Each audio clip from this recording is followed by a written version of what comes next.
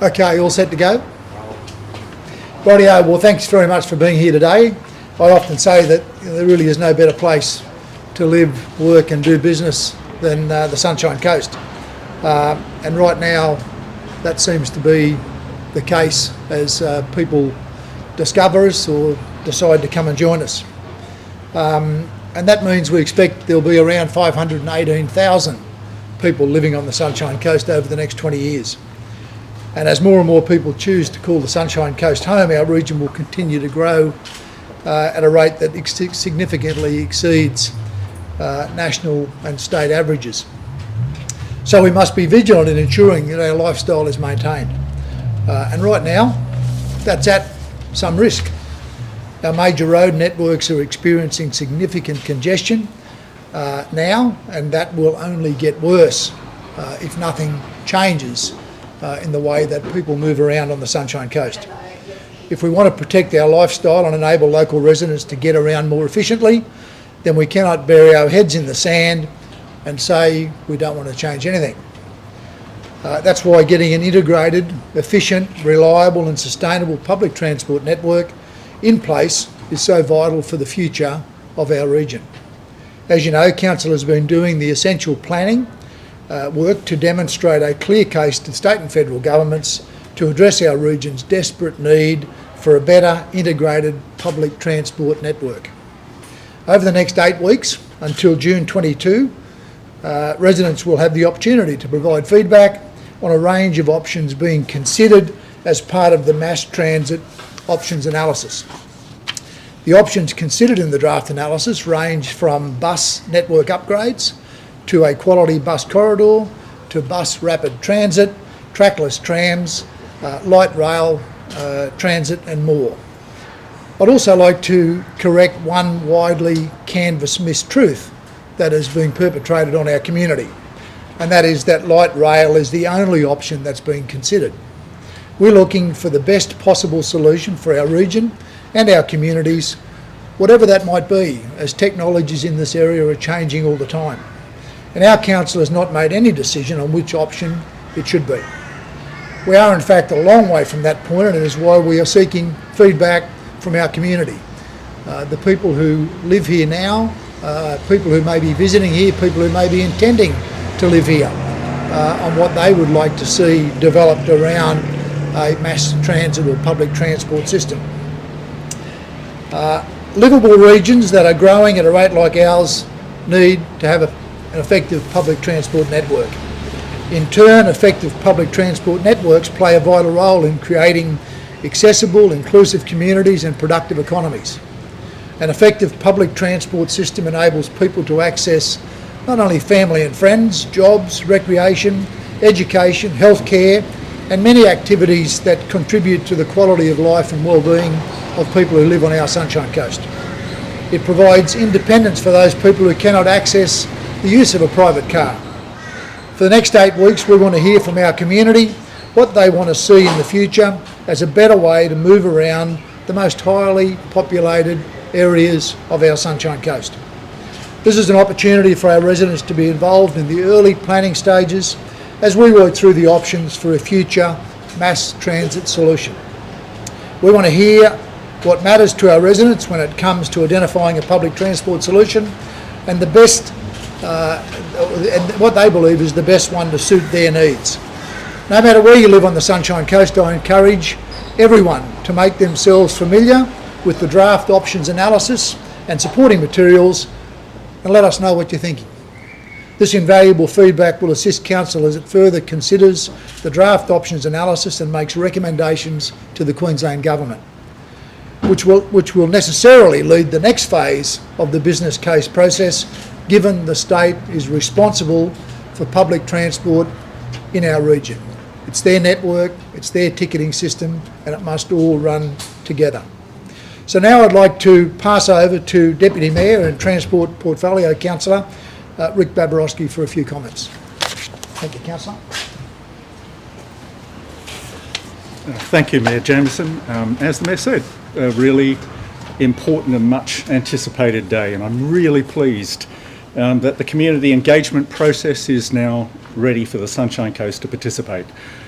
The consultation period starts today and will span out over the next 8 weeks. We'll be asking, how will we make our way on the Sunshine Coast into the future?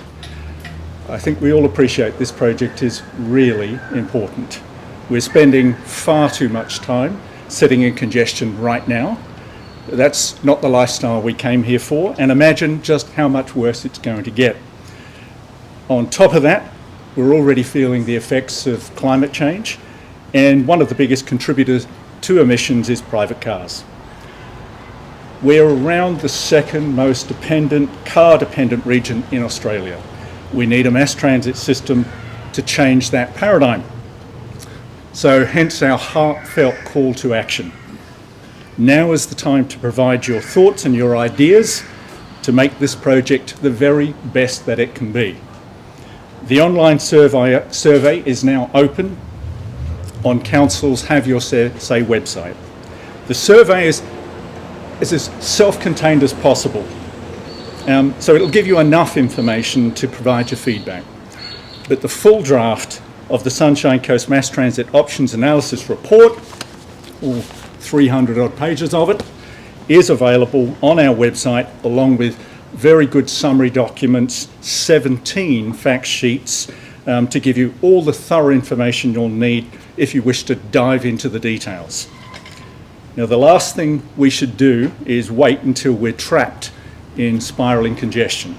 This is absolutely the right time for you to think about your views on transport preferences, how you think that relates to growth, both now and most importantly into the future. We know that you're asked to do very many surveys now, but this is one that really matters. So that's why we're asking you to spend a few minutes to complete the survey online. There will be, though, a series of events and activities, information sessions where you have the opportunity to meet with the project team, ask questions, provide feedback, and gain a really good understanding of what options are on the table. The first of the pop-up displays, that's probably telling me my time's up.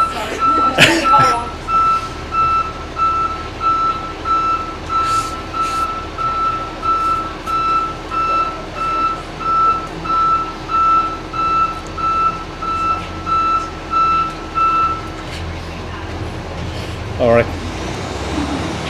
So, just backing up a touch, there will be a really important series of events, information sessions where you have the opportunity to meet with the project team, ask any questions, provide your feedback, and gain a really thorough understanding of what the options are on the table. The first of the pop-up displays will be held this Saturday morning at Kawana Farmers Market. So please come along and ask your questions and speak with the team. We'll be holding information sessions right across the region, and the scheduled activities will be available on Council's project website. So look, we're just encouraging you to get involved, either online or by attending the sessions at the local markets, the libraries or shopping centres. I'll be going to as many as I possibly can, so please stop me and have a chat. The options report considers a range of different transport technologies, as the Mayor referred to, but only you can tell us how they best suit your needs. The input from our community received over the next 8 weeks will help us inform the recommendations Council may take to the state government for its consideration in the detailed business case, which is the final phase in the business case development process. So this really is our best chance to make sure we get the right system at the right time for the Sunshine Coast. So please, visit our website, come to the engagement sessions, and most importantly, fill out that survey and tell us how you think we'll make our way. Thank you very much. Thank you, Rick. Okay, we're happy to take any questions. What is the cost to the coast if you do nothing? I mean, in terms of, I think there was some things mentioned before about how much it will actually cost if nothing is done. Look, it's a significant cost because, and it's ultimately hard to measure because it's compounding all the time. But as long as we prevent people from getting to work on time, particularly people who work in industries like the construction sector, who need their vehicle as part of their job to carry their tools and the like. If we start adding 5, 10, 15, 20 minutes an hour to their trips every day, people involved in the logistics sector who are moving around vital materials for people, if they're caught in high instance of congestion, that will cost us as well. So the ultimate cost, effectively runs into billions of dollars for the economy of the Sunshine Coast into the future. Mayor, there's 9 options being considered, but from my understanding from the briefing we were just in, only 5 of those will go into a detailed business case. Is that accurate? Yes. So we're talking about... And that will be determined as a result of the community consultation that's been done, and the feedback that comes back from people around those options. Clearly, in a field of 9, it's unlikely that they'll all be supported equally. And we're anticipating that the public will assist us in making a decision on, what are the most acceptable outcomes for them. And is there scope, James just mentioned for the community to actually provide their own ideas as well, so is there scope to maybe include something else if there's wide support for it, or if there's something that you hadn't considered before? We'd be happy to consider all options, and that's part of what we're doing. Not too many years ago there weren't too many options around for mass transit. Today there are a variety of new options, albeit that some of those technologies are unproven in Australia. They are operating elsewhere, particularly trackless trams, for example, in China.